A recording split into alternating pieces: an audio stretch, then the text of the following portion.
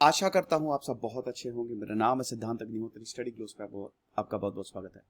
अजीब है ना बहुत, भारत का समझ नहीं आ रहा है कि तालिबान को लेके क्या करेगा, अफगानिस्तान पे पॉलिसी क्या होगी, समझ ही नहीं आ रहा है। वेट एंड वॉच हम देख रहे हैं कि पहले वेट करो फिर देखते हैं क्या होता है। थोड़ा सा तो देखिए, अभी तो वैसे भी बहुत जल्दबाजी होगी। अभी पिछले संडे ही तो तालिबान ने कंट्रोल लिया है, तो इतना जल्दी सब कुछ करना, अभी तो सब इवैक्यूएशन ही हो रहा है। अभी तो किसी को नहीं पता कि क्या करना है। अभी तो तालिबान की खुद की भी नई सरकार नहीं बनी है। देखेंगे क्या होता है। फिलहाल इस लेक्चर में हम बहुत कुछ जानेंगे। चैनल को सब्सक्राइब करें, इंस्टा पे फॉलो करें, टेलीग्राम पे है।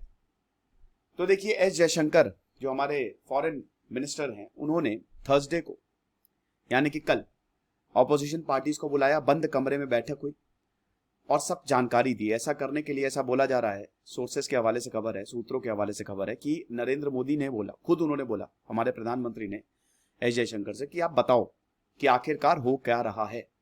तो मेन फोकस यही था कि भारत का इवैक्यूएशन कैसा चल रहा है।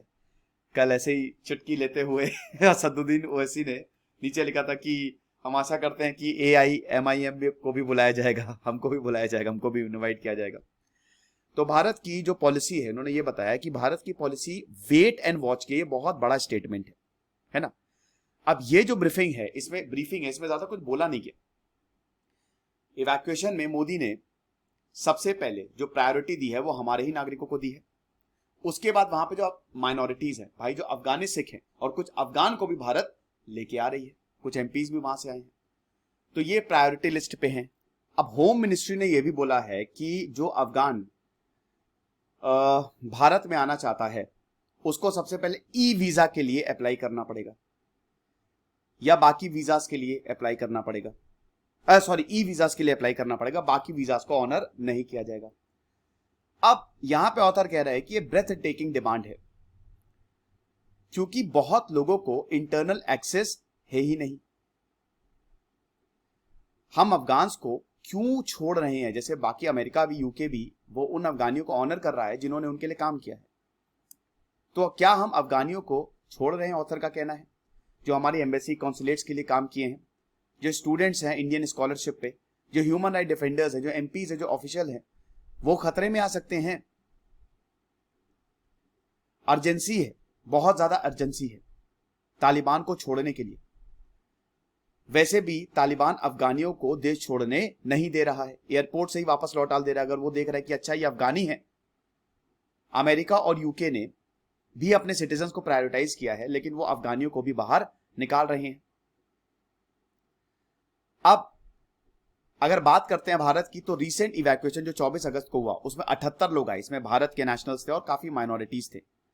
अब यह बताया गया कि प्लेन जो था वो आधा खाली था, तो और लोगों को भी लाया जा सकता था। अब देखिए, इसमें भारत की भी गलती नहीं, क्योंकि अफगानियों को ही नहीं आने दे रहे हैं। बैन है, तालिबान ने बैन लगा दिया है कि आप अफगान्स को नहीं निकाल सकते। तो हमारी सरकार करे क्या, तो या तो नेगोशिएट करे तालिबान से, या G7 कंट्रीज के थ्रू जाए वो, कि जो अफगान एग्जिट करना चाहता है, बाहर जाना चाहता है, वो जा सकता है। अब यहां पे ऑथर कह रहे हैं कि वेट एंड वॉच पॉलिसी को समझ नहीं आ रही है। ये ऑप्शन जो है वो डिबेटेबल है। देखिए, भारत में जो है ना, वो तालिबान बड़ा मुश्किल तो डिसीजन तो है कि करे क्या, क्योंकि एक तरीके से अब जैसे अभी शिवराज सिंह चौहान ने बोला था कि ये तालिबानी मानसिकता है, योगी आदित्यनाथ भी कई बार ऐसा बोल चुके। तो भाई, पॉलिटिक्स में भी तालिबान जो है वो बहुत बड़ा रोल प्ले करती है।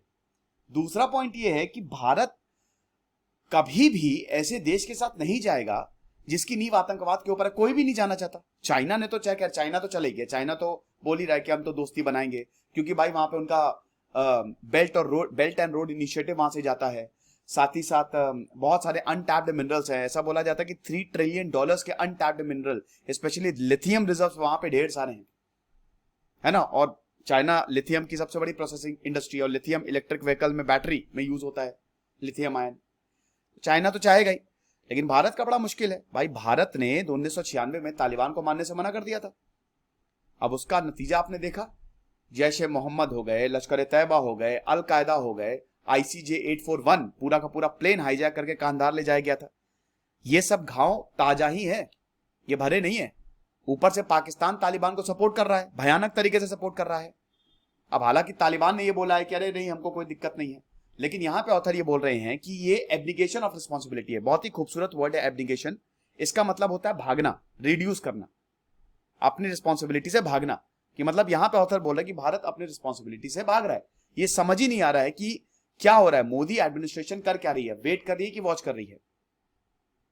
क्योंकि इंडियन डिप्लोमैट्स ने ऑलरेडी बोल दिया है कि भाई देखो, तालिबान के टेक ओवर के बाद आतंकवाद तेजी से बढ़ेगा। कितना भी तालिबान बोल रहे कि नहीं नहीं हम तो बहुत शांति दूत है, लेकिन ऐसा होगा नहीं, ये चीज है। अब अफगानिस्तान में एक के बाद एक चीजें बदल रही हैं। बहुत ही कम लोग डिनाई करेंगे कि हां, तालिबान का आतंकी जो वो है, थ्रेट है, वो नहीं है। तो फिर क्या देखना है इसमें, क्या वॉच करना, क्या वेट करना है? आतंकी खतरा है। अब कल को तालिबान अटैक करे या कल को तालिबान कश्मीर पे, हालांकि इसकी पॉसिबिलिटी थोड़ी कम है क्योंकि हमारी फोर्सेस वैसे ही तैनात है, लेकिन फिर भी अगर कुछ गड़बड़ करे तब हम क्या करेंगे? तो हम ज्यादा वेट नहीं कर सकते। पाकिस्तान ऑलरेडी, भाई आईएसआई का जो चीफ था वो मुल्ला बरादर के साथ दिखा। चाइना मुल्ला बरादर के साथ, चाइना के स्पोक्समैन मुल्ला बरादर से मिले। आप ये समझिए कि ये जो चल रहा है, भारत ज्यादा वेट इसमें कर नहीं सकता है। पाकिस्तान और चाइना दोनों ही भारत के अगेंस्ट हैं। अब हमारे लिए प्रॉब्लम यह है कि हम तालिबान को सपोर्ट दे तो हम फंसेंगे। सपोर्ट कैसे दे दे? भाई तालिबान आतंकी हमले करेगा, कर सकता है, और अगर हमने सपोर्ट नहीं दिया तो भी प्रॉब्लम है, क्योंकि अफगानिस्तान भारत के लिए स्ट्रैटेजिकली बहुत ज्यादा इंपॉर्टेंट है। और अगर मान लीजिए हमने सपोर्ट नहीं किया, हमने नकार दिया, हम नहीं रिकॉग्नाइज करते तालिबान को, क्योंकि अब चीजें बदल गई हैं, हालात बदल गए हैं, तो पाकिस्तान और चाइना से भर भर के मदद मांगेगा। दूसरी चीज है, जितनी भी एंटी इंडिया फोर्सेज हैं वहां पे इकट्ठा होंगी, कश्मीर में भी प्रॉब्लम होगी, तो भारत फंसा हुआ है। हालांकि अब तालिबान के जो आर्मी चीफ स्टैंडिंग्स आई हैं, उसमें उसका जो ट्रेनिंग है वो इंडियन मिलिट्री एकेडमी में हुई थी, आईएमए में। तो वही चीज है कि ना ही हम पाकिस्तान को छोड़ सकते हैं, ना ही हम पकड़ सकते हैं। इतना भी एलिनेट तालिबान को नहीं करना कि भारत से नफरत करने लगे। अब करें क्या? ना छोड़े ना पकड़े तो करें क्या? फिलहाल ज्यादा वेट नहीं कर सकते, भारत को कुछ ना कुछ डिसीजन लेना पड़ेगा। अब भारत वही है कि फोकस, भारत का फोकस देखिए, अब जैसे भारत है तो भारत का जो फोकस है वो ये कि आतंकवाद रुक जाए, कुछ भी करके आतंकवाद रुके। यूनाइटेड नेशंस की अभी मीटिंग हुई। देखिए, हम उन अफगानियों को बिल्कुल नहीं छोड़ सकते जिन्होंने हमारी मदद की, जिन्होंने हमारे इंफ्रास्ट्रक्चर, वहां पे इंफ्रास्ट्रक्चर बढ़ाने में मदद की, क्योंकि वो बहुत ज्यादा जरूरी है।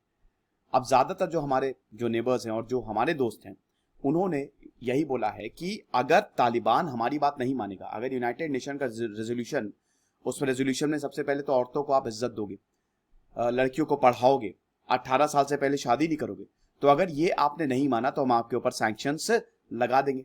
लेकिन भारत ने ये बोला है कि भाई देखो, लश्कर तैयबा और जैश ए मोहम्मद को आप असिस्टेंस बिल्कुल भी नहीं दोगे, इनको आप एकदम नहीं करोगे। G7 का भी यही हिसाब किताब था।